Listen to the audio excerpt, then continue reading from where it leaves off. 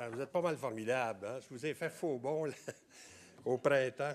Une espèce de petite maladie stupide. Mais en tout cas, de toute façon, je ne vais pas en parler. Je veux avoir ça derrière moi.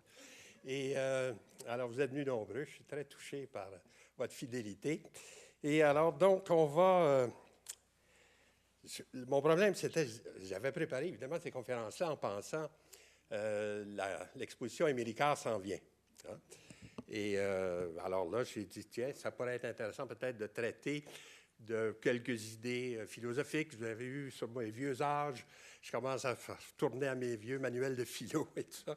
Ça commence à m'intéresser de plus en plus. Et j'ai dit, au fond, on pourrait peut-être traiter des thèmes comme le beau, le sublime, l'inquiétante étrangeté, en fait, tous ces thèmes qui tournent autour de l'esthétique à propos d'Émilie Carr. Alors, c'est ça que j'avais fait, donc, c'est ça que j'avais préparé. Mais là, le problème, c'est qu'Émilie Carr est derrière nous et que les tableaux n'ont pas le même impact quand vous les attendez ou quand vous en avez simplement le souvenir. Alors, j'ai donc refait un peu mes textes. En fait, vous allez voir, ceux qui n'ont pas pris de chance avec moi, qui sont venus à ma série anglaise l'an dernier, vont peut-être reconnaître des choses, mais en tout cas, de toute façon, ce que je vais faire, je vais partir d'Émilie Carr, mais je vais essayer de m'en détacher vers la fin, enfin, essayer de voir justement, d'amener ces concepts-là là, que je viens de mentionner. Hein. Alors aujourd'hui, on va aborder le premier de ces concepts, enfin peut-être la notion de beauté, mais liée à l'idée de l'imitation de la nature. C'est une vieille idée qui remonte à très loin, vous allez voir, je vais vous parler un peu des racines de ça, qu'en imitant la nature, on ne peut pas rater, on peut faire que des belles choses. Hein? Alors, tu sais, on avait donc lié ces deux idées-là, la beauté et l'imitation de la nature, pendant très longtemps. Et je me suis demandé, j'ai dit, est-ce que, par exemple, on peut appliquer ça à Émilie Carr? Puis de fait, vous allez voir que, surtout pour les peintures du début de sa carrière, qui portaient sur des thèmes amérindiens, hein, on peut dire que vraiment, son intention, c'était ça, c'était d'essayer d'imiter le plus fidèlement possible par l'aquarelle, par la peinture, ce qu'elle voyait. Hein. Et d'ailleurs, elle a fait des déclarations un peu dans ce sens-là à quelques reprises. Par exemple, j'avais ce petit espèce de petit entrefilet, c'est comme un CV, si on veut, qu'on lui avait demandé de faire en 1927, quand la grande exposition, tu sais, qui réunissait un peu les œuvres indiennes et les œuvres d'Émilie Carr puis d'autres artistes, un peu qu'on a réussi d'ailleurs très bien ici à reconstituer l'atmosphère. La salle où il y avait des sculptures indiennes et les tableaux, là, c'est exactement, ça reflétait très, très bien ce que cette exposition de 1927 était. D'ailleurs, même la disposition très symétrique des objets, hein, c'était un peu drôle, on ne ferait plus ça maintenant peut-être, mais à l'époque, ça, c'était un bon accrochage, on met un masque d'un côté, on en met un autre de l'autre, puis on met un truc au milieu. Hein, tu sais, il fallait une espèce de présentation symétrique. Alors, ils ont refait ça ici intentionnellement, évidemment. Donc, elle envoie des notes biographiques, si on veut, et elle explique ce qu'elle a voulu faire avec ces tableaux à thème indien. Alors, je vous lis ça en français, mais en tout cas, de toute façon, elle dit « J'ai décidé de faire une collection la plus représentative possible de ces vieux villages et de ces merveilleux totems. Je les peignais pour me faire plaisir, à ma façon, mais je m'en tins aussi rigoureusement que possible aux faits parce que je savais que je peignais pour l'histoire. » Alors ça, c'est intéressant. Cette idée-là que je m'en suis tenu rigoureusement aux faits, c'est vraiment une idée qui correspond à l'imitation de la nature. Hein? On veut être le plus proche possible des faits et on s'en tient à ça. On ne veut pas beaucoup d'interprétation. On veut vraiment, comme si l'artiste était juste là pour photographier, finalement, la nature qui est devant lui. Et l'autre affaire, elle était plus curieuse un peu quand elle dit « Je savais que je travaillais pour l'histoire ». Ça, c'est lié à une idée, malheureusement, un peu négative, enfin un peu raciste même, que les Indiens sont perçus comme une nation qui est en voie de disparition. Alors donc, en peignant les totems, en peignant les villages, on se trouve à peindre des documents historiques, hein, puisque les gens qui vivotent là-dedans, ça va disparaître, ça, devant la montée extraordinaire du progrès, évidemment. On a toujours cette vieille idée, là, que le progrès va nous apporter que des bonnes choses. On a un peu déchanté là-dessus depuis, mais en tout cas, disons, au début du siècle, là, c'était un peu cette façon-là. Alors, elle dit ça un peu de façon un petit peu brutal, mais c'est répété ensuite en 1913. Regardez, par exemple, elle dit « Mon objectif, en peignant cette collection de totems, ça c'est au cours d'une conférence qu'elle donnait, qui s'appelle, c'est une des rares conférences qu'elle a dû donner, qui s'appelle le Totem Talk, où elle a parlé des totems. D'ailleurs, on a retrouvé le texte de ça, c'est pas formidable, c'est beaucoup de citations de l'Encyclopédie britannique. Alors, les chercheurs ont fini par retrouver où elle avait pris les différents passages. Ça a l'air un peu savant. On dit, comment ça se fait qu'elle savait tout ça? Mais elle a copié ça dans l'encyclopédie. En tout cas. Et là, dans cette conférence-là, elle dit, mon objectif en peignant cette collection de totems était de décrire ces merveilleux vestiges d'un peuple en voie de disparition dans leur environnement originaire. Le mot qu'elle emploie en anglais pour vestige, j'ai traduit ça par vestige, mais c'est relics. Alors, c'est encore plus négatif un peu. Puis, passing people, un peuple en voie de disparition. Et ça, elle n'est pas originale là-dessus. C'est vraiment une espèce d'idée générale qu'on trouvait à l'époque.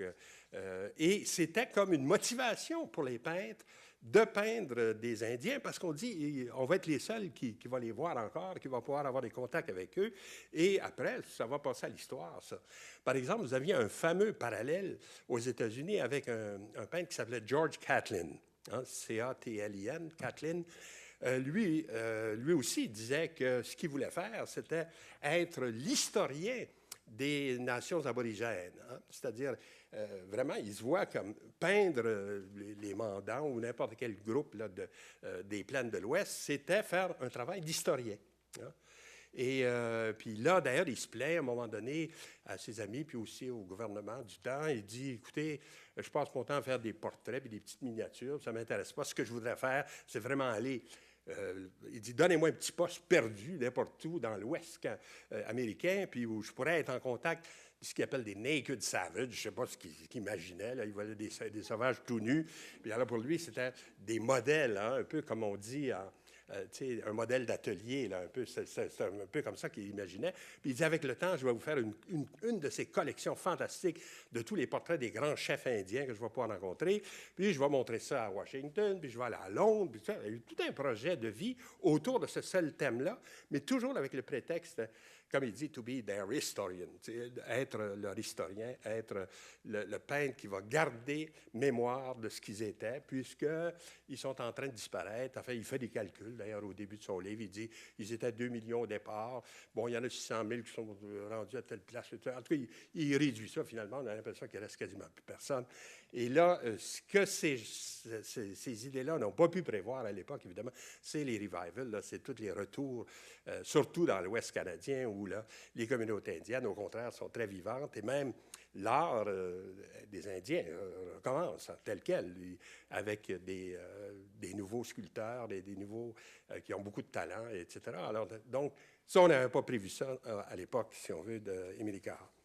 Mais le modèle de Catlin, je pense, qu'il est assez caractéristique. Avec le temps, on va voir que la perception qu'Émilie Carr avait de ce qu'on va appeler, beaucoup plus tard, mes vieux tableaux, enfin les vieilles représentations que j'ai faites au début de ma carrière sur les Indiens, elle va commencer à vouloir s'en détacher. Puis en 1935, elle fait une petite exposition à Victoria. Alors, Victoria, je ne sais pas si vous avez visité, c'est une belle ville, mais c'est un peu stiff. C'est les gens très anglais, puis tout le monde est proper là-bas. Il n'y a pas d'excité. Bon.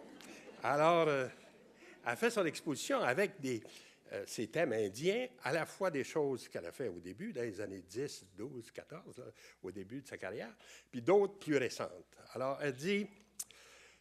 ça, c'est dans son journal. C'est merveilleux, le journal d'Émilie Carr. C'est très bien écrit aussi. C'est très difficile à traduire comme il faut en français parce que c'est très bien écrit. Et elle a un style à elle. Enfin, bon. Et là, elle dit, aujourd'hui et demain, mes croquis seront exposés et cela va me mettre de mauvaise humeur. Parce que je vais me sentir exposé moi-même. Elle va être comme exposée au public. Là, Elle dit, et elle ajoute, mes vieilles peintures d'Indiens exprimaient les Indiens. Ils ne comprenaient qu'une toute petite touche personnelle.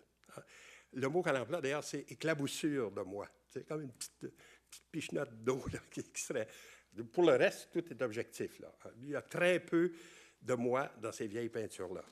Ce sont eux qui avaient fait le gâteau et je n'avais fait que le couper et le distribuer en morceaux. Hein. C'est les Indiens qui ont fait le gâteau, puis moi, tout ce que j'ai fait, c'est de couper les morceaux et distribuer ça à tout le monde. Hein. N'importe quel imbécile aurait pu en faire autant. Hein. Et avec des peintures récentes, on va me demander la recette et ce que le livre de cuisine appelle la façon de procéder. Mais je n'utilise pas de livre de cuisine. Hein. Alors, elle dit, je ne pourrais pas répondre à personne parce que là, ils vont me dire, yeah, well, what's happened with your new style? Tu sais, are you turning crazy? Puis, bon, en tout cas, tu sais, j'imagine un peu le genre de commentaire qu'il y a pu avoir là, avec les choses plus récentes. Alors, elle dit, on va me demander la recette, mais j'en ai pas. Je ne suis pas des livres de cuisine. Je travaille directement comme ça. Et là, on voit qu'entre-temps, sa perception de l'art comme imitation est en train de changer. Hein. Avant, on parlait s'en tenir rigoureusement aux faits, puis maintenant, on dit n'importe quel imbécile pourrait en faire autant. Hein. Alors, il y a eu une évolution entre, disons, ce qu'elle écrivait en 1913, puis là, ce qu'elle écrit maintenant en 1935, vers la fin de sa vie. Hein. Elle commence à voir qu'il y a une différence entre son premier projet, si on veut, qui était vraiment de s'en tenir à l'imitation de la nature, puis là, la plus grande liberté. Là, c'est plus juste une petite éclaboussure de moi qui tombe dans les tableaux, c'est tout moi. Là, et d'ailleurs, si vous avez visité l'exposition, on le sent, ça. Au fur et à mesure qu'on avance dans le temps, ça devient de plus en plus personnel, ça devient de plus en plus uniquement du Émile Ricard. Hein. Alors, qu'est-ce qu'il en était? Je vais essayer de vous montrer quelques exemples là, de ces tableaux-là en les commentant, puis ensuite, on va essayer de finir en beauté, en montant un petit peu plus à un autre degré. Alors, il y a 3 périodes de production chez Émile Ricard sur des thèmes indiens. Et ça correspond un petit peu aussi à son éducation, en fait, les cours qu'elle a suivis. Vous savez qu'au début, donc, elle va à une école à San Francisco. Hein. Donc, ça a du bon sens, elle est à Vancouver ou Victoria. Et donc, on descend un peu au sud, puis on est dans une école d'art. Et là, au retour de ça, elle fait une première campagne, si on veut. Je vais vous montrer des exemples de ces tout premiers dessins là, qui sont faits au retour de son séjour à San Francisco. Et là, les premiers travaux, c'est 1894-1900, c'est à peu près comme période. Ensuite, elle part en Angleterre pour compléter ses études aussi. Séjour qui n'a pas été facile, comme vous savez. Elle a probablement fait une espèce de dépression à un moment donné. Elle disparaît de la circulation, elle est à l'hôpital longtemps, etc. Et en revenant, alors là, de nouveau, une autre campagne de dessins sur place. Elle se promène un peu dans l'île de Vancouver, là, tout ça. Alors, pour essayer de faire encore des dessins. Et ça, c'est 1906-1910 à peu près. Et finalement, 3e séjour à l'étranger, en France cette fois-là. Et là où elle est touchée plus par l'art un peu plus contemporain, parce qu'elle est là quand même de 1910 à 1911. Alors, si vous y pensez, c'est l'époque, les fauves sont déjà exposés depuis un certain temps. C'est même le début du cubisme. Hein. Et alors là, c'est le choc de l'art moderne un peu, puis on voit son style change beaucoup là, quand elle revient de Paris, puis elle refait encore. Là. Des fois, elle reprend des dessins qu'elle a faits dans les 2 périodes précédentes, puis elle les traite de façon plus moderne, si on veut. Hein? Alors, c'est ça. Alors, d'abord, quelques exemples tirés de son premier séjour. Alors là, c'est pour ça que je vous ai mis cette carte-là.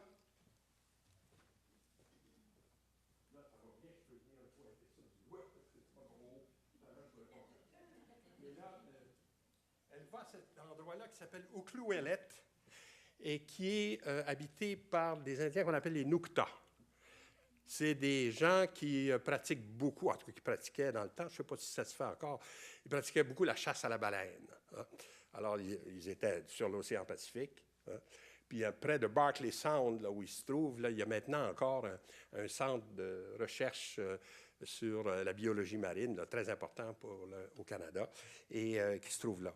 Alors, elle a raconté comment est-ce qu'elle est allée dans ces endroits-là. Ce qu'elle fait toujours, c'est qu'elle prend avantage de, tu sais, par exemple, d'un petit bateau qui se promène le long de la côte ou quelque chose comme ça, pour pouvoir visiter ces sites-là, ou plus tard, même des bateaux qui vont aller beaucoup plus au nord, jusqu'à Sitka, près de la frontière de l'Alaska. Mais pour le moment, disons, en 1899, là, elle ne va pas trop loin, d'ailleurs, elle est assez jeune, et elle est assez brave, d'ailleurs, de partir comme ça, avec, elle décrit le bonhomme qui l'amène dans une petite chaloupe à dernière minute, le gros type, là. Alors, on voit qu'elle a dû avoir un petit peu peur de ce qui aurait pu se passer. En tout cas, il la dépose là au Clouelette. Et là, elle se met à faire, disons, du croquis.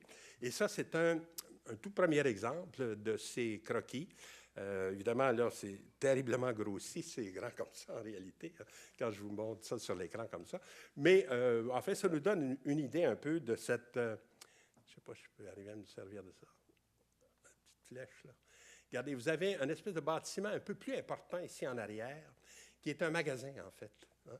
C'est à 3 étages, ça, et ça se détache évidemment du reste, parce que les maisons plus traditionnelles qui sont là, seraient des maisons comme on en trouverait dans des villages. Des maisons à 3 étages, c'est déjà un petit peu surprenant. Alors, elle essaye d'être le plus près possible des faits, donc elle se tient à ça. Ensuite, l'espèce d'échelle qu'on voit sur la gauche, ici, là, à côté du petit bonhomme, enfin, peu importe la petite flèche, là, c'est... qu'est-ce que j'ai fait? J'ai les espèces d'échelles qui sont là, c'est en fait des séchoirs à poissons. Hein? Alors, là, il n'y en a pas sur les séchoirs, mais en tout cas, c'est ça. Il y a le canot au premier plan, qui est couvert par des couvertures, puis le petit garçon qui est là, dont le chapeau est fait en vannerie, hein? C'est-à-dire donc comme un petit panier, si on veut. Et il y a des petits personnages un peu, on voit, et je vois même une corde à linge là, sur une des petites maisons vers la droite, là. Donc, elle nous présente un village quand même habité. Hein? Et là, c'est ça qui est le paradoxe chez Émilie Carr. Avec la théorie qu'elle a, qu'il faut s'en tenir aux faits, elle présente, au fond, finalement, des villages habités, et donc pas vraiment en voie de disparition. Alors, vous comprenez que sa volonté d'être rigoureusement objective, même inconsciemment, fait qu'elle contredit ces idées générales que tout le monde, et elle aussi, entretiennent, hein, sur la passing people, puis vanishing people, puis tout ça. Hein. Et là, ce que j'avais ensuite, c'était une photo de l'époque, faite en 1890, où vous voyez exactement le point de vue qu'elle a choisi, enfin, à peu près tel quel. Tout à fait dans le coin à droite, là, c'est le magasin dont je parlais, à 3 étages. Puis les autres, les maisons sont là. Le séchoir à poissons, c'est un bon exercice, le séchoir à poissons. Alors là, qui est là, il est en activité, si on peut dire. On voit les poissons en train de sécher. Alors, on voit que quand elle parle de s'en tenir rigoureusement aux faits, quand on compare avec les photos, c'est intéressant, on voit que c'est très proche, en effet. Elle interprète assez peu ce qu'elle voit. Ça, c'est une autre de ces images qu'elle a fait aussi. Ici, il s'agit d'une aquarelle représentant une de ces grandes maisons qui étaient des maisons communautaires. Hein. Le système, c'est que vous avez une famille, mais c'est une famille agrandie. Il peut y être 40 personnes là-dedans. Hein. Alors, il y a des familles nucléaires, mais ils sont tous reliés de quelque façon, soit par le clan ou par la parenté, si on veut. Et là, chacun a son feu à l'intérieur, mais ils vivent dans un grand espace commun. Hein. Alors, c'est ça qui l'a frappé. Elle a mis au premier plan 2 petites filles. Souvent, dans les dessins anciens d'Émilie Carr, les personnages sont enfantins parce qu'elle raconte que les gens adultes ne tiennent pas à se faire portraiturer. Soit pour des raisons de superstition, si vous faites l'image de quelqu'un, vous possédez son âme, vous possédez son image. Alors, souvent, alors avec les enfants, évidemment, il y a moins de problèmes. Alors, c'est pour ça que souvent, on a des thèmes comme ça. Et là, ces grandes maisons-là, elle les décrit d'ailleurs elle-même très bien dans Clewick, là, le petit livre qu'elle a fait sur ses expériences avec les Indiens. Elle dit, sur les pointes de chaque côté de la baie, s'écrasaient, en fait, comme si les maisons étaient comme tapissées, là, comme ça. Une rangée de maisons, de grandes maisons trapues, faites de planches de cèdre taillées à la hache, chevillées ensemble. Ces maisons avaient des façades plates et carrées. Leurs murs de côté étaient faits de bois d'épave, de l'écorce et des copeaux de bois maintenus par des pierres servaient pour le toit. Chaque maison était séparée de sa voisine, le vent s'engouffrait dans l'entre-deux. Chacune de ces grandes maisons abritait plusieurs familles. La porte et le trou de fumée étaient utilisés par tout le monde, mais chaque famille avait son propre feu avec ses choses tout autour. C'était ça, leur maison, en fait.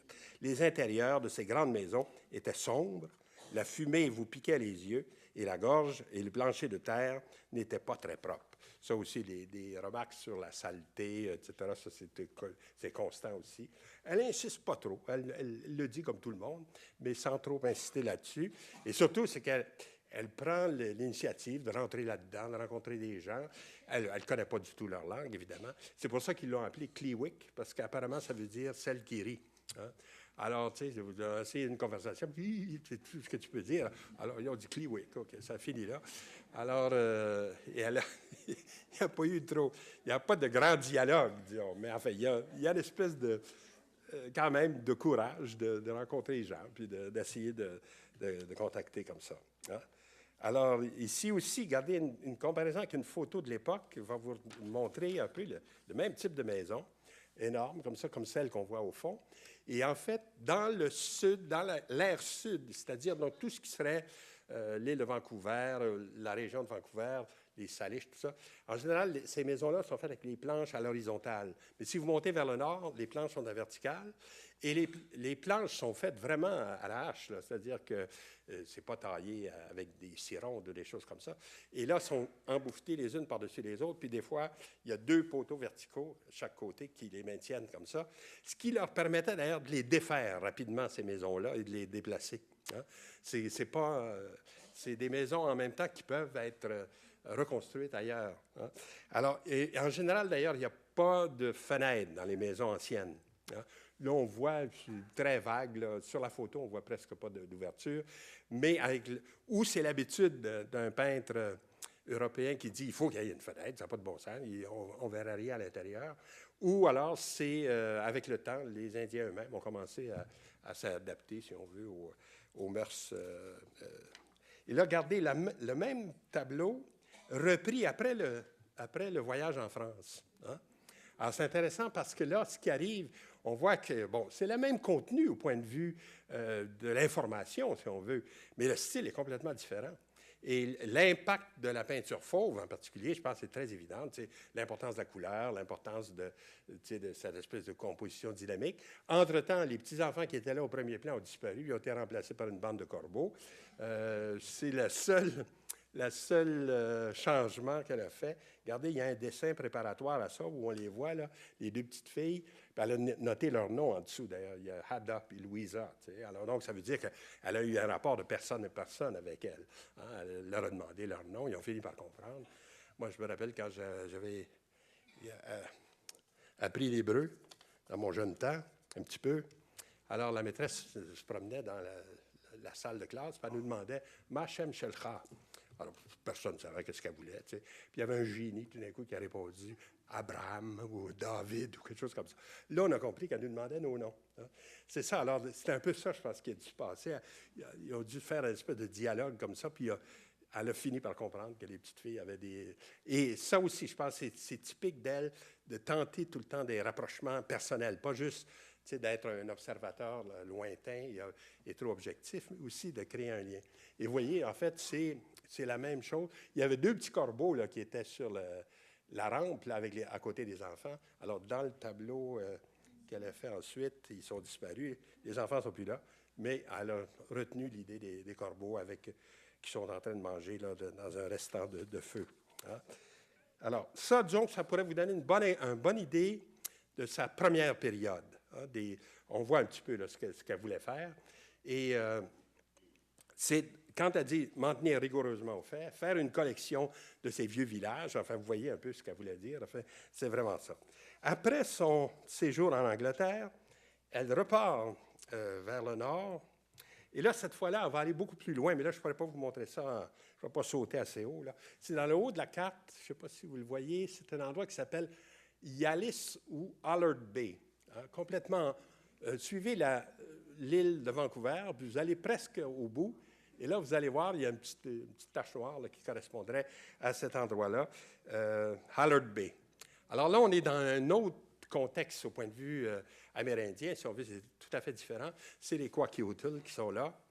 Et ça, c'est un groupe qui a gardé beaucoup d'autonomie culturelle, je dirais, par rapport. Les Inuktitut, ça faisait pauvre un peu, ça faisait un peu trop proche des villes, etc. Puis ils n'ont pas gardé leur ancienne coutume, etc. Tandis que les Kwakiutl dans le nord, eux autres, au contraire, sont beaucoup plus réticents à toute espèce d'influence.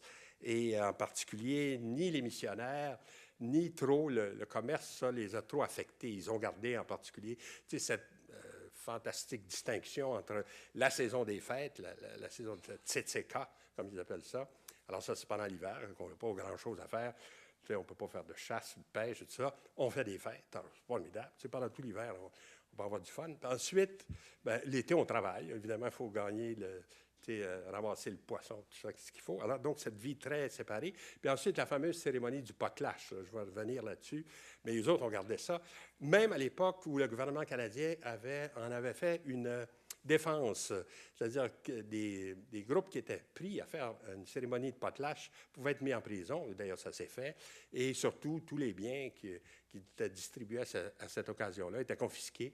Et on les retrouve dans nos musées un peu partout à l'Est. Alors, Hallard Bay, regardez ce que c'était. Enfin, à l'époque, ça, c'est une photo qui a été prise donc, vers 1910 et qui vous donne un peu une idée du petit village. Donc, les maisons sont tous alignées devant la mer, d'une certaine façon. En fait, ils sont sur une île, l'île Cormoran. Et là, tout à fait à droite, vous avez une espèce de maison un peu différente. Là. Ça, c'est une conserverie de poissons qui était dirigée par un monsieur Spencer. Alors ça aussi, c'est typique de ces villages-là. Il y a déjà des contacts avec les Blancs qui exploitent les Indiens par exemple, la pêche ou des choses comme ça. Et à l'autre bout, si vous remarquez, tout à fait à l'autre bout du village, il y a une petite église. Alors, aux deux bouts, il y a une église. D'un côté, il y a une église anglicane, les missionnaires, puis d'un autre côté, il y a M. Spencer, les capitalistes. Alors, ils sont pris entre les deux comme ça, et ils ont aligné toutes leurs maisons. Ben, c'est-à-dire, ça a été ajouté après coup. Et là, ce qui m'a frappé, quand Émilie Carr reprend ce thème-là, c'est très voisin comme point de vue, elle a supprimé le bonhomme Spencer, il n'est plus là, puis l'Église, qui n'est pas là non plus. Autrement dit, elle a, je ne sais pas si ça a été fait volontairement, mais c'est intéressant que, voulant donner une vue d'ensemble du village, elle supprime les deux présences un peu assimilatrices, si on veut, à la fois le commerce et la religion de l'autre côté. Alors, c'est une petite aquarelle de 1908, donc c'est fait après le séjour en Angleterre, et donc là, on voit, ça commence un peu à se dégager, c'est moins précis que les dessins là, que je vous montrais avant. Et là, elle a essayé aussi de mettre en valeur un petit peu, on ne les voit pas beaucoup, mais enfin, les totems qui étaient là, et aussi peut-être juste au-dessus ici, deux sculptures, je vais vous montrer plus en détail après, c'est deux grizzlies, en fait deux ours grizzlies surmontés par des oiseaux tonnerres. Alors, c'est des sculptures assez impressionnantes d'ailleurs. On les retrouve, tu vois, dans une autre aquarelle dont malheureusement je n'ai que cette photo noir et blanc, mais on les voit là, tout à fait au fond, les deux sculptures devant une des maisons. Alors ça, c'est ça, c'est une maison de chef. Et lui, ben, il met des symboles importants, des choses qui font peur un peu. Là. C'est toujours bon, ça, dans la hiérarchie, d'en avoir un là, qui dit hey, « moi, c'est les ours puis les oiseaux tonnerres, vous avez besoin de vous bien comporter. » Alors, elle a refait, d'ailleurs, la même rue du village, mais dans un autre point de vue, vu dans l'autre direction. Alors là, on voit bien les deux sculptures devant, puis je les ai mis en parallèle avec une photo de Curtis. Curtis, c'est un fameux photographe américain, ça, qui s'était mis en tête comme ça, lui aussi, de documenter, mais par la photographie, tout ce qu'on connaissait sur les Indiens. Donc, il est venu à la fois dans l'ouest des États-Unis, mais aussi éventuellement au Canada. Alors, on voit, c'est à peu près le même angle. On voit les deux grandes sculptures au premier plan. Mais toujours aussi, vous remarquez, les villages des Mélicas sont toujours habités. Il y a toujours du monde. C'est jamais abandonné ou comme tout à fait... Parce qu'au fond, elle s'en tient à ce qu'elle voit. En voulant être, comme je disais, rigoureusement près des faits, elle trouve finalement... Elle nous donne une image beaucoup plus vivante que ce que la théorie disait à l'époque, c'est « vanishing people », puis tout est fini, il ne restera plus rien, etc. Alors, regardez un autre exemple de ça. Ça, c'est une aquarelle un peu plus élaborée. C'est toujours le village d'Hallard Bay. en vue de différents angles. Là, elle a conservé la conserverie de poissons, là, qui est au fond tout à fait. L'église n'est pas là, par contre. Et là, les totems sont beaucoup plus en valeur. Et on a beaucoup de monde. Enfin, il y a une espèce d'animation là, dans le village. Il y a cette dame au milieu là, qui a le front un peu aplati. Alors ça, c'est des... Vous savez que certaines tribus avaient une espèce de coutume de déformer les crânes. Hein. Alors, avec les enfants tout jeunes, ils leur mettaient une plaque comme ça, puis ils serraient tranquillement. Je ne sais pas si c'était une bien bonne idée, mais en tout cas, de toute façon, ils ont... Alors, ils pensaient que c'était plus beau. Enfin. Donc, en général, d'ailleurs, les femmes qui ont ces déformations-là du crâne, c'est les femmes nobles, ça. Elles sont respectées comme telles, etc. Et là, donc, elle a ça. Et un détail qui est intéressant dans cette présentation-là, c'est tous les objets, je ne sais pas si vous voyez ici à terre. Ça, c'est probablement parce qu'il préparait un potelage. Hein. Alors, vous savez ce que c'est qu'un potelage? C'est une affaire merveilleuse, cette affaire-là. Au lieu de vous casser la gueule dans les guerres et d'essayer de tuer le voisin, vous faites un concours de richesse. Hein? Celui à qui serait le plus riche? Alors, donc, vous invitez la tribu voisine et vous les écœurez avec les présents. Hein? Vous en avez donné tellement là, qu'ils disent oh, mon Dieu, lui est bien plus riche que nous autres. Et là, évidemment, la chose à faire après, c'est de recevoir la tribu qui vous a emmerdé, comme ça, un peu, qui vous a humilié, et de faire encore mieux.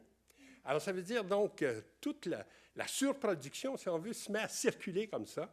Donc, ça maintient une espèce de... Au point de vue économique, ça maintient une espèce d'équilibre, si on veut. Puis, par ailleurs, ça diffuse les cas de guerre. Au lieu de se battre, on fait des concours de richesse.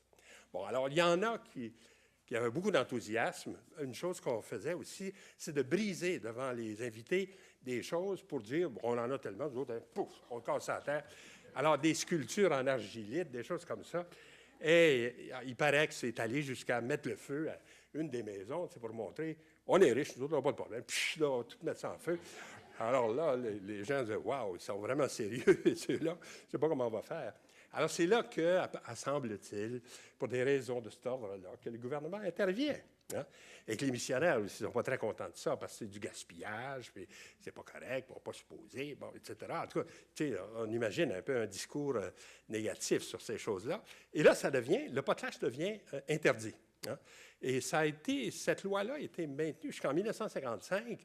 Et donc, pendant on peut dire, toute la carrière d'Émilie Carr, quand elle parle qu'elle a assisté à un potelage, elle aurait pu être appréhendée, en tout cas par les policiers, parce que c'était défendu. Enfin. Et là, ce qui arrivait, justement, quand il y avait des œuvres d'art à distribuer dans un potelage, il y avait des saisies, et on envoyait ça au musée à Ottawa. Et donc, le musée de l'Homme à Ottawa a une collection incroyable d'œuvres fait par les Indiens des débuts du siècle, 1910, 15, 20, accumulés comme ça. Ce n'est pas montré dans le musée, mais il y a une chose qu'il faut faire une fois dans sa vie, c'est d'aller voir les entrepôts du musée de l'Homme. C'est absolument ahurissant. C'est des étagères comme ça, avec tous ces objets-là, enfin, juste étiquetés un peu d'où ça vient, etc., empilés comme ça. Alors, ce n'est pas montrable parce que c'est souvent répétitif, hein, c'est les mêmes choses, mais il y en a, c'est incroyable. Et là, d'ailleurs, dans les réclamations que les groupes indiens font maintenant, ils veulent avoir ces choses-là. Et ça ne nous appartient pas vraiment. Alors, tu sais, quand vous allez au musée à Victoria, par exemple, vous avez toujours une petite affichette comme ça, près des masques. Ce masque nous a été prêté par le chef un tel pour un temps limité et nous l'en remercions. Hein? Autrement dit, là, la possession de l'œuvre est plus... juste à celui qui a de l'argent pour l'acheter. Elle revient de droit au groupe. Puis les musées, maintenant, commencent à être plus sensibles à ça, puis ils font attention. Hein? Alors là, c'est intéressant qu'elle met si ouvertement que ça. En fait, c'est vraiment le thème principal. Ici, c'est le potelage qui se prépare. Et ensuite, évidemment, les grands totems là, dans Hallard Bay là, qui sont mis en valeur. Regardez une photo d'un vrai potelage, là, où vous voyez un peu comment ça... C'est très proche de ce qu'elle dessinait, sauf que là, c'est plus avancé. Lui, ils sont plus riches, là, un peu, il y en a pas mal plus à distribuer. Ça peut être n'importe quoi. Ça peut être des objets utiles, là, comme des plats, des choses, mais ça peut être aussi des œuvres d'art et des sculptures ou des choses comme ça, ou des masques qu'on distribuait comme ça. Là. Et je ne suis pas sûr que la photo est prise à Allard Bay, mais c'est très possible que ça soit au même endroit. Et regardez, après ce que je viens de vous dire, regardez comme par exemple des représentations plus académiques et plus courantes des villages indiens, comment au contraire, il n'y a aucun personnage ici. Il n'y a même pas de fumée qui sort des maisons. Et donc, là, au contraire, on vous donne l'idée que c'est un vanishing people, qu'il n'y a plus de personnes là. Hein? Et quand on voit en contraste, ça, c'est un bonhomme que M. Everett Stewart, là, que probablement Émilie Carr a rencontré en Alaska. On dit probablement parce qu'elle parle d'un peintre qu'elle a rencontré là-bas, mais elle ne le nomme pas. Hein? Alors, il y a eu toutes sortes d'hypothèses. Vous allez voir, si vous lisez des livres un petit peu plus anciens, ils vont vous dire que c'est Richardson qu'elle a rencontré, puis d'autres, ils disent c'est Stewart. En tout cas, peu importe. C'est sûr qu'elle a rencontré un peintre qui faisait des sujets comme ça, des sujets indiens, et ça la confirmait un peu, elle, dans son intention de faire, comme elle dit, faire des souvenirs de ces wonderful relics, comme elle dit. Alors, mais là, quand on compare le résultat des deux, c'est très frappant de voir ici, au contraire. C'est comme, ça pourrait être un village complètement abandonné. Hein? Les canaux sont sur la plage, ils ne servent strictement à rien. Et comme je vous dis, il n'y a pas personne, il n'y a pas un chat autour. Et il y a cette espèce de sentiment là, un peu étrange d'une ville abandonnée. Hein? Alors, regardez, pour revenir à mon sujet, là aussi, c'est une aquarelle assez ambitieuse, là, où elle essaye de montrer toujours, c'est Allard Bay, c'est toujours la même série de maisons avec des arbres dans le fond. Et là, au premier plan, vous avez une espèce de grande sculpture, là, vous la voyez à droite, là, et qui est ce qu'on appelle une sculpture de bienvenue. Alors ça aussi, ça fait allusion au potlatch. Hein? Il a sorti ça quand il y a le potlatch.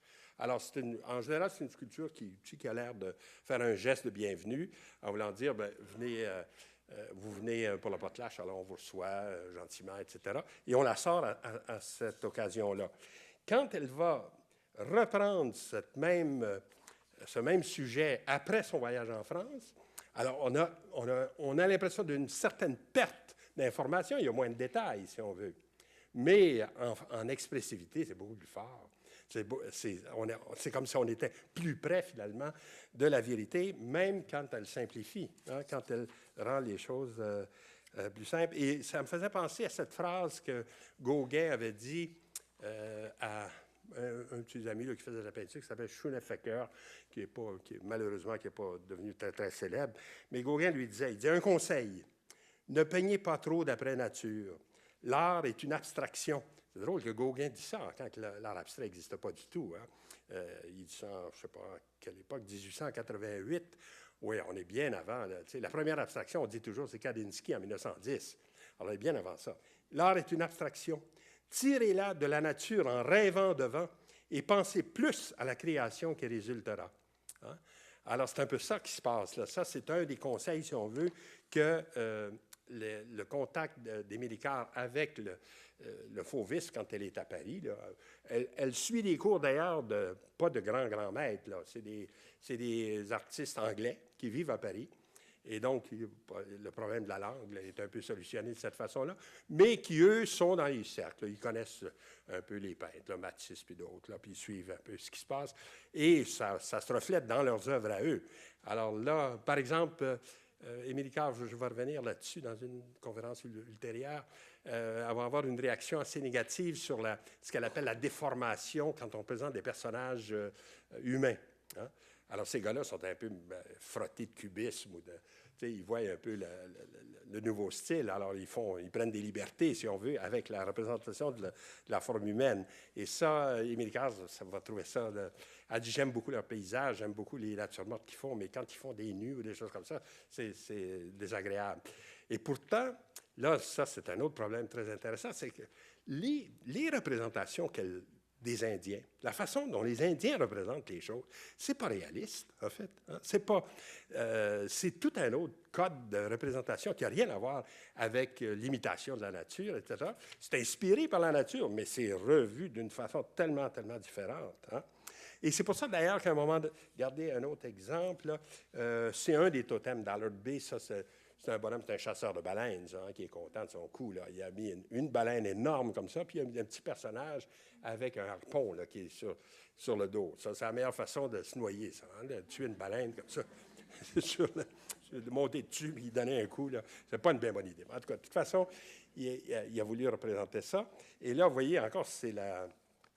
Et là, ce que je disais, c'est qu'elle va prendre conscience, je pense, surtout après le voyage en France. Parce que là, elle va voir un peu l'influence de ce qu'on appelle le primitivisme sur les peintres. Pensez aux Demoiselles d'Avignon, par exemple, avec l'influence des masques nègres et des choses comme ça. Alors, elle va voir tout d'un coup une autre façon de percevoir l'art indien et surtout, elle va prendre conscience, dit, eux, ils ne font pas de la copie de la nature. T'sais. Et là, elle va écrire en 1912, au retour de son voyage en France, « Art is art, nature is nature ». L'art, c'est de l'art, la nature, c'est autre chose, c'est de la nature. T'sais. Elle dit, vous ne pouvez pas faire mieux que la nature. Hein? Je continue la citation. Ni les Grecs, ni les Égyptiens ne copièrent la nature dans leurs œuvres d'art. Les Japonais utilisent la nature, mais ils ne copient pas. Et nos Indiens ne copient pas la nature, il n'en reste pas moins que leurs sculptures inspirées de la nature sont merveilleuses. Hein? Alors là, ça, c'est une prise de conscience très importante, c'est qu'elle voit un petit peu les limites de cette idée de l'imitation, de l'art comme imitation de la nature, à cause du fait qu'elle a peint tout le temps des totems, elle a peint tout le temps des œuvres d'art indiennes, qui tout d'un coup, elle prend la conscience que, bien, écoutons, eux, ils ne font pas de l'imitation de la nature, ils ne copient pas la nature. Et donc, pourquoi ça serait la seule façon de procéder qui pourrait obtenir le fameux concept de beauté? Hein? Alors là, mais à partir de maintenant, je vais décoller. Je vais m'en aller dans les hautes sphères. Et alors, ce que je voulais faire, c'est ceci. Je commençais, j'ai dit, je vais leur présenter un petit peu un aspect de l'œuvre d'Émile Icare sur le thème de l'imitation de la nature comme beauté. Puis là, on va se poser des questions sur d'où ça vient, cette idée-là. Comment ça a été défendu dans le passé et quelle est la limite aussi de cette théorie. Hein?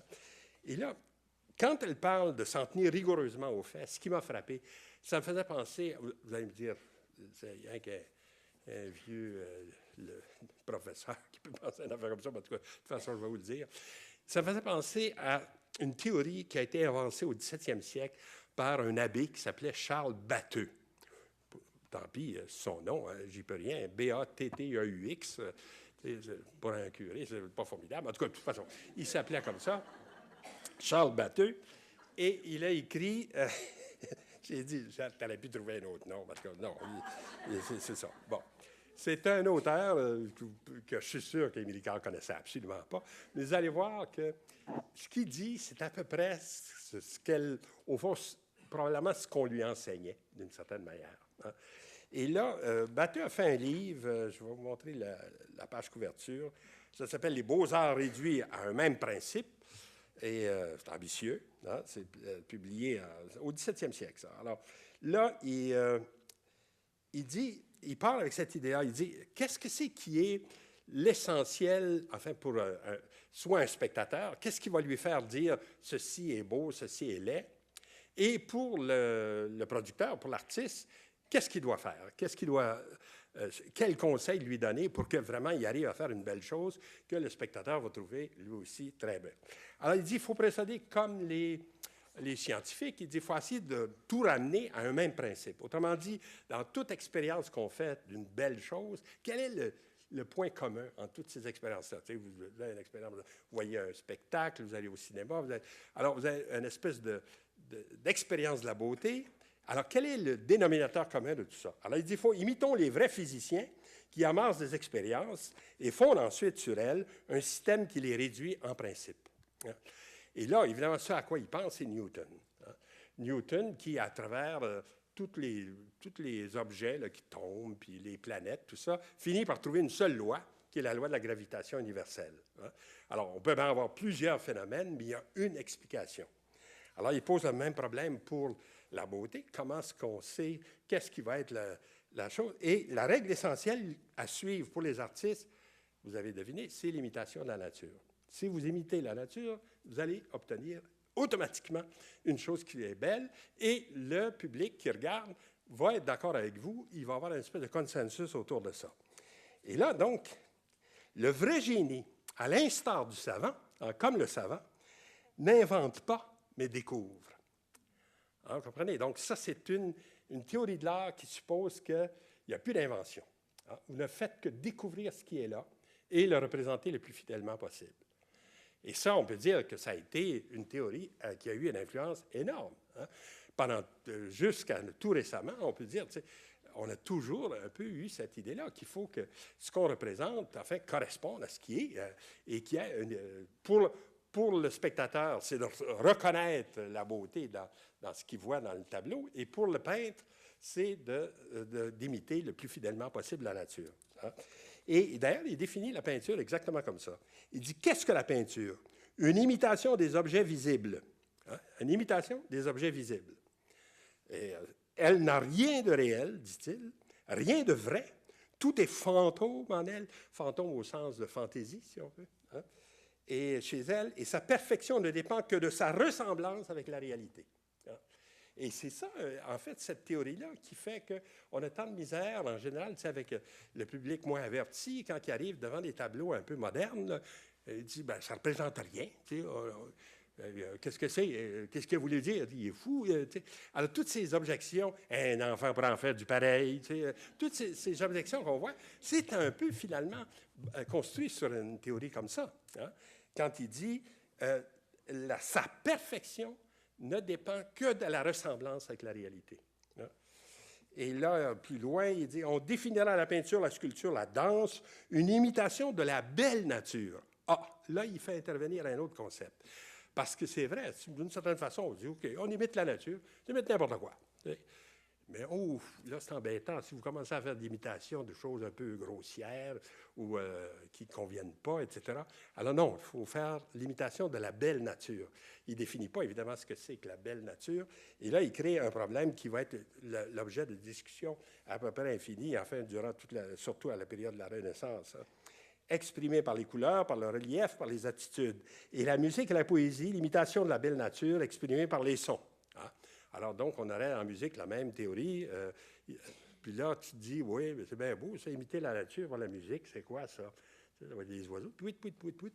Ça ne fait pas une symphonie très, très profonde. En tout cas, de toute façon, c'est pas toujours très pensé. Ils sont pris dans leur grande phrase, là, puis ils laissent aller. Par le discours mesuré. Ces définitions sont simples, elles sont conformes à la nature du génie qui produit les arts. Le génie qui travaille pour plaire ne doit donc ni ne peut sortir des bornes de la nature même. Sa fonction consiste non pas à imaginer ce qui peut être, mais à trouver ce qui est. Encore une fois, la même opposition entre le peintre ne doit pas inventer, mais découvrir ce qui est. Inventer dans les arts n'est point donner l'être à un objet, c'est le reconnaître où il est comme il est. Alors, ce qu'il faut, c'est le reconnaître où il est comme il est et non pas tenter d'inventer. Alors, donc, c'est comme un refus total de l'imagination en art. C'est vraiment, quand elle dit « je veux m'en tenir rigoureusement aux faits », ça serait ça à peu près. Si vous faites ça vraiment, mais on voit qu'elle s'en est dégagée, elle n'a pas fait. Mais, alors, le problème de l'imitation de la nature, après, comme je viens de le signaler, il y a cette hésitation sur la belle nature. Et ça va être une discussion qu'on trouve à la Renaissance. En effet, faut-il choisir dans ce qu'on va représenter, tout en disant, la seule possibilité pour l'artiste, c'est de faire un choix dans ce qu'il veut montrer. C'est sa seule liberté, si on veut. Il doit être très conforme à ce qui est. Mais faut-il choisir? Alors, vous avez des gens comme Alberti, par exemple, dont je vous avais un portrait ici, vont dire, oui, il faut choisir. Puis là, comme souvent à la Renaissance, les gens se réfèrent à des histoires qui viennent de l'Antiquité classique pour démontrer leur truc. Et là, il racontait que Zeuxis, qui est toujours le peintre, Zeuxis, c'est le fameux peintre là, qui avait peint des raisins si réalistes que les oiseaux venaient picorer là, sur ces raisins. C'est le même gars, ça. Alors, on ne connaît aucune de ses œuvres, en fait. Tout ça, c'est un artiste qui aurait vécu au 5e siècle avant Jésus-Christ. Alors, donc, il n'y a rien qui est... Mais il y a des légendes sur lui. Et une des légendes qu'il racontait, et qu'on trouve dans Alberti aussi, il dit, voulant faire un tableau que les citoyens mettraient dans le temple de Lucina, près de Crotone, Zeuxis, le meilleur et le plus adroit peintre de son temps, ne s'en remit pas inconsidérablement à son seul talent, comme on le fait aujourd'hui. Il crut qu'il ne pourrait trouver la somme de beauté qu'il avait en tête à s'en tenir à un seul corps, puisqu'on ne saurait en trouver un semblable dans la nature. Il choisit donc les 5 plus belles filles de l'endroit, de manière à tirer de chacune d'elles les beautés qu'on loue habituellement chez les femmes. Tu parles d'une histoire. Alors, c'est ça que Mme Angelica Kauffmann, dans le tableau qui est plus tardif du 18e siècle, a voulu représenter. On voit le Zeuxis qui est en train de tâter les filles pour voir « Ah, vous, je vais prendre votre bras. Vous, je vais prendre votre cuisse. » pour faire une espèce de représentation idéale, si on veut. Hein?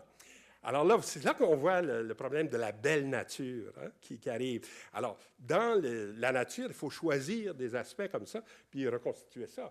Mais c'est la seule liberté qu'on se donne. Hein? Alors, c'est ça qui a voulu... Mais Angelica Kauffmann, c'est une artiste qu'on retrouve maintenant parce que, évidemment, avec tout l'effort que les historiennes d'art féministes ont fait, on finit par retrouver, en effet, qu'il y avait des femmes qui peignaient, etc., contrairement à ce que les hommes ont toujours prétendu.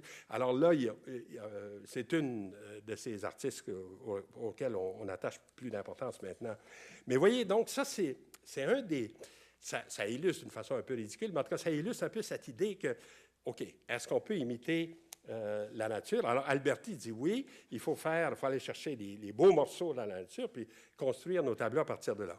Un qui n'était pas d'accord avec ça, c'est Léonard de Vinci. De Vinci, au contraire, dit toujours, on peut représenter tout ce qui existe. Il ne faut pas faire de choix. Et il dit même des gens... C'est pour ça qu'il y a des caricatures chez de Vinci qui sont absolument... insoutenable, enfin très exagéré, comme le bonhomme avec la gueule ouverte en arrière. C'est épouvantable. Tu sais. Alors, c'est comme si... Alors, là, ce que Léonard dit, d'ailleurs, il dit, si vous voulez montrer la beauté, il faut pouvoir la mettre en contraste avec la laideur. Et donc, rien n'est inintéressant. Hein? Et c'est d'ailleurs une des raisons pour laquelle Léonard de Vinci aussi insiste sur l'importance des paysages. Hein? Parce que là aussi, il y a une espèce de légende, si on veut.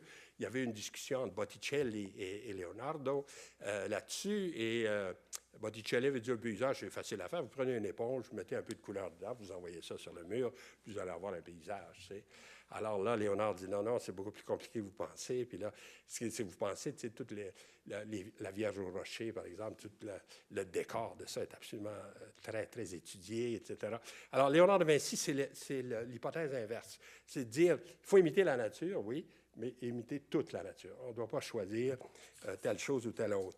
Et si on avait à choisir entre Alberti et Léonard, dans le cas d'Émilie Carte, si on disait à quel côté qu'elle se tient, je pense bien qu'il faudrait dire comme Léonard, c'est-à-dire qu'elle représente ce qu'elle voit, elle ne fait pas de choix particulier, et en particulier en représentant des Indiens, elle fait un choix que sa société, à elle, n'aurait pas retenu comme étant belle nature. Hein? C'est raciste, ça, mais c'est un peu ça que les gens de Victoria, là, qui n'aimaient pas ses travaux, etc., c'est ça qu'ils pensent. Ils disaient, pourquoi perdre son temps à faire des Indiens? You should paint something nice, not this terrible people. Et c'est un peu ça. Hein?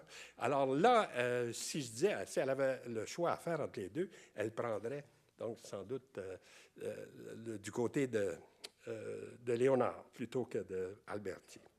Et là, si vous remontez plus loin dans le temps, pour voir d'où viennent ces espèces de discussions, d'ailleurs, à la Renaissance qu'on faisait, il faut penser à Aristote. Hein? Aristote a fait un traité qui s'appelait les Poétiques, et dont malheureusement, il ne nous reste que des fragments. Enfin, on n'a pas tout le texte, puis on ne sait pas si ce qu'il nous cite là est toujours très exact, parce que vous comprenez, la transmission de ces vieux textes de l'Antiquité, c'est très compliqué. Hein? Ça a passé dans plusieurs traductions, plusieurs mains avant de nous rejoindre. Mais il y a l'idée que l'art imite la nature et qu'éventuellement, qu'on ne doit pas choisir ce qu'on imite, ça vient d'Aristote, ça. Alors, disons qu'on pourrait dire que Léonard pouvait, lui, se réclamer d'Aristote. Et je vais vous lire un peu le passage des Poétiques d'Aristote où il explique ça un peu. Il dit « Dès l'enfance, les hommes ont inscrit dans leur nature à la fois une tendance à imiter, et l'homme se différencie des autres animaux parce qu'il est particulièrement enclin à imiter et qu'il a recours à l'imitation dans ses premiers apprentissages, et une tendance à trouver du plaisir aux imitations. » Alors, autrement dit, il y aurait deux choses. Il y aurait dans l'enfance, on est porté à imiter, et c'est comme ça qu'on apprend. Hein, si on veut, par exemple, les enfants apprennent le langage un peu comme ça. On leur dit, non, non, c'est comme ça que ça se dit, on leur répète. Alors, ils imitent les sons, ils finissent par apprendre le langage. D'une part, puis il dit aussi, il y a un plaisir aux imitations. Quand on voit quelque chose qui est très ressemblant à une chose qu'on connaît, on trouve ça beau, ou même on s'amuse avec des mimes. M. Marceau qui vient de mourir, là, on trouve ça extraordinaire, ce qui peut arriver, à imiter comme ça des choses avec presque rien. Hein? Alors, les deux choses existent, dit Aristote. Nous en avons une preuve dans l'expérience pratique. Nous avons plaisir à regarder les images les plus soignées. Alors, les images bien peintes, si on veut, des choses dont la vue nous est pénible dans la réalité. Par exemple, les formes d'animaux parfaitement ignobles et de cadavres. La raison en est qu'apprendre est un plaisir non seulement pour les philosophes, merci, mais également pour les autres hommes. En effet, si l'on aime avoir des images, c'est qu'en les regardant, on apprend à connaître et on conclut que c'est quelque chose comme lorsqu'on dit « celui-là, c'est bien lui hein? ». Alors là, ce qui est étonnant dans ce texte-là, c'est que l'exemple qu'il donne hein, d'une imitation de la nature qui plaît, c'est une imitation des cadavres ou des animaux ignobles, des choses comme ça. Hein. Et là, effectivement, il y avait un groupe de peintres, ça, il faut que je vous mette le mot sur l'écran parce que c'est dur à avaler un petit peu. Il y avait un groupe de peintres dans l'Antiquité. Je vais retomber sur mes pieds, hein, inquiétez-vous pas, on va finir avec Émile Carle. On s'en va loin, là, je vous avais averti. Un groupe de peintres qu'on appelait les riparographos, hein, en grec, et c'était des gens donc qui se spécialisaient dans le riparos. Qu'est-ce que ça veut dire? Le riparos, ça veut dire les choses viles, les choses abjectes, les choses sales. Hein? Alors, donc, des peintres qui seraient spécialisés justement dans ce que Aristote vient de dire, la représentation des cadavres, la représentation des animaux ignobles, etc. Hein? Et un de ces peintres riparographes, c'est Peraikos. Enfin, là encore, c'est un peintre sur lequel on ne connaît absolument rien, sauf ce que Pline ou les auteurs anciens nous en disent. Il dit ceci.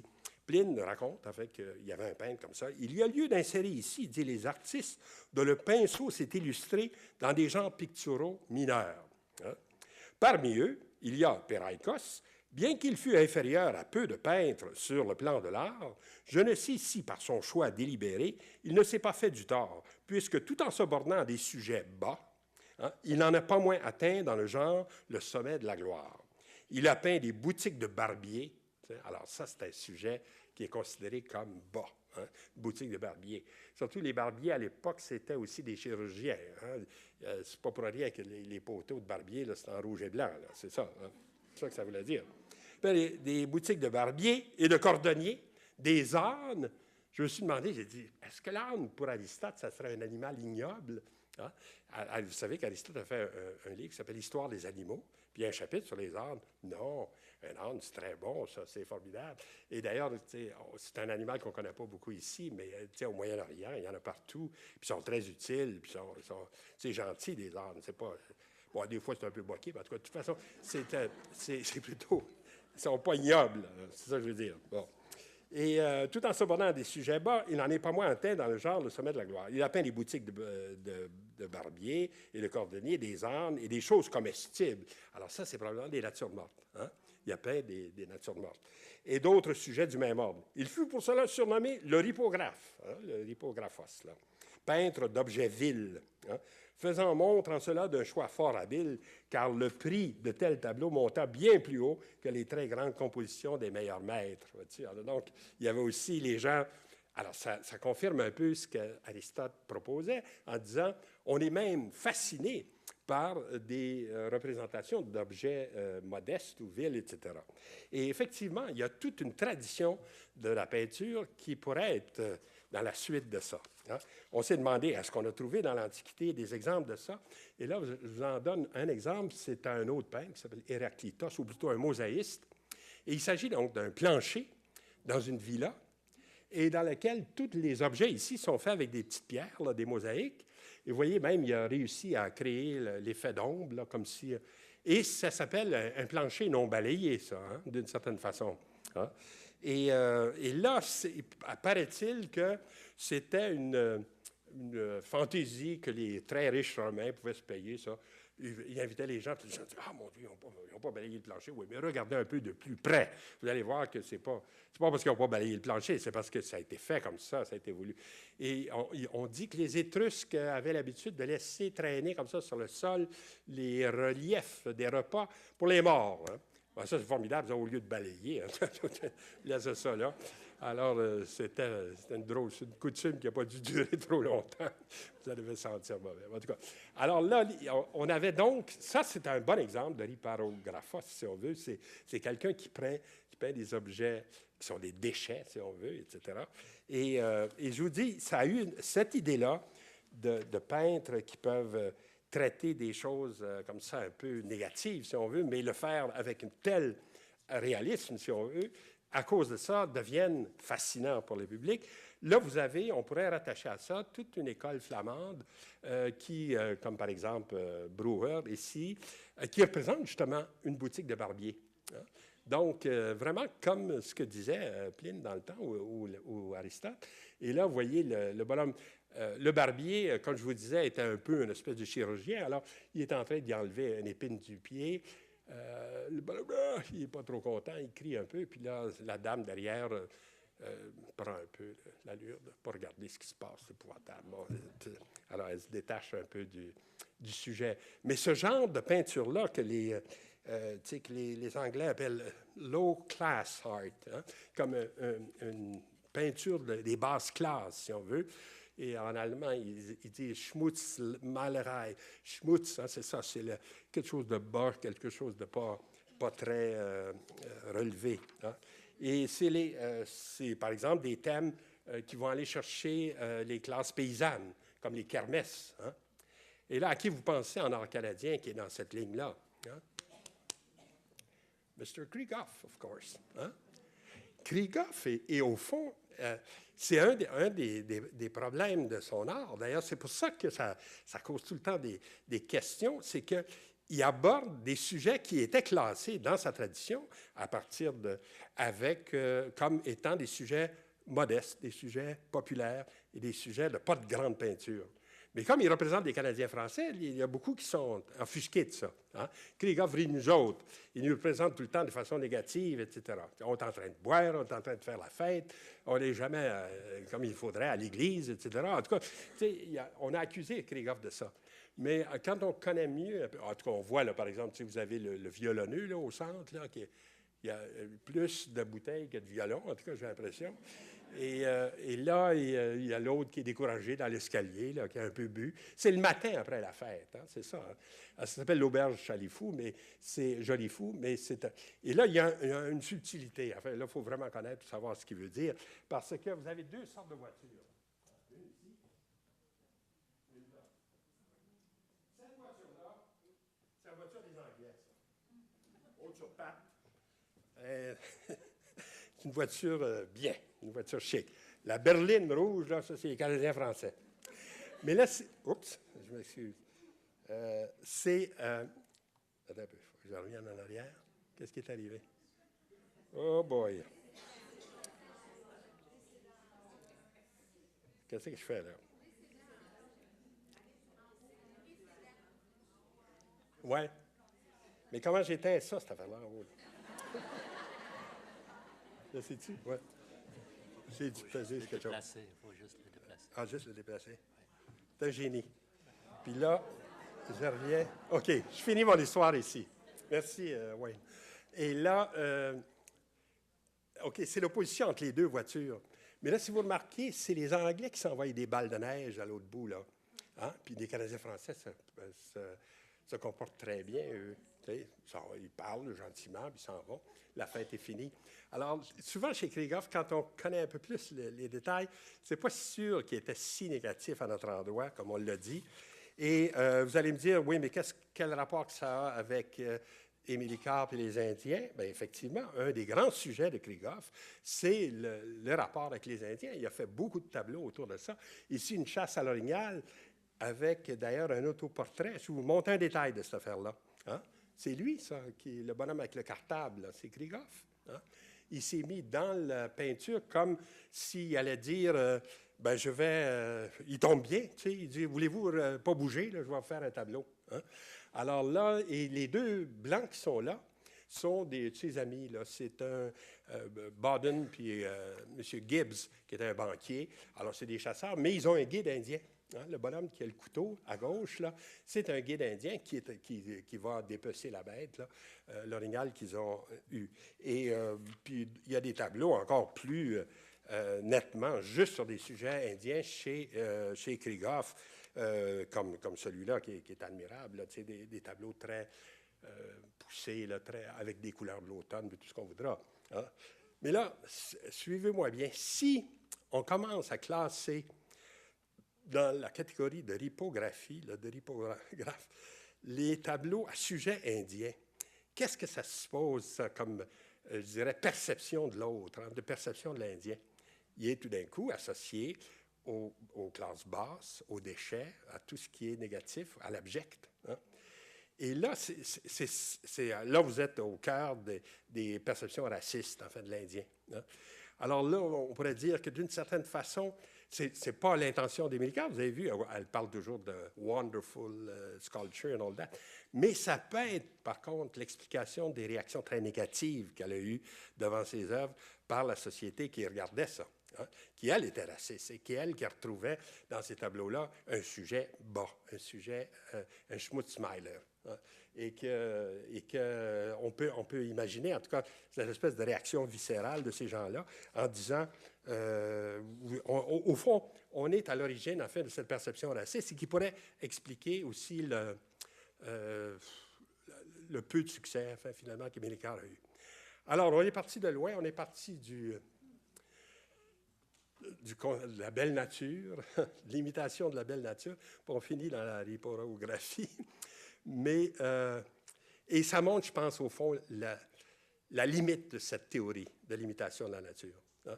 Parce qu'on ne peut pas arriver à déterminer juste par ce concept-là qu'est-ce qui est beau, qu'est-ce qui ne l'est pas, puisque tout peut s'imiter. Alors, c'est pour ça que la prochaine fois, je veux parler du sublime. J'ai dit, on va essayer de prendre ça par l'autre bout, voir comment, au contraire, on a essayé de retrouver la beauté, mais là, dans des sujets plus relevés, etc. Alors, merci.